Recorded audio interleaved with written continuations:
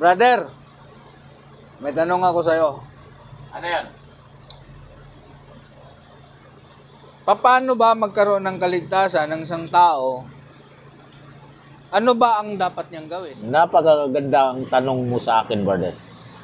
Paano ba ang tao magkaroon ng kaligtasan? Ang sabi sa John 3:16, "For God so loved the world that He gave His only begotten Son, that whosoever believeth in Him should not perish, but have everlasting life." Ibig sabihin, kung hindi po natin tatanggapin ang kaligtasan na ibinigay ng Diyos sa atin, ay wala po siyang magagawa. Dahil ito po hindi sa pilitan.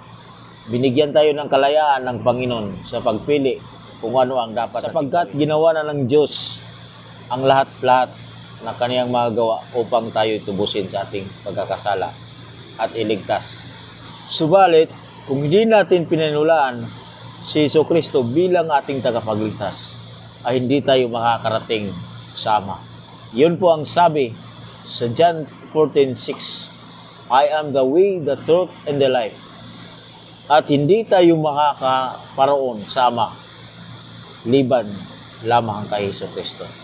Napaka-importante na ating tanggapin si Jesucristo bilang ating tagapagligtas upang tayo makarating doon sa langit na bayan.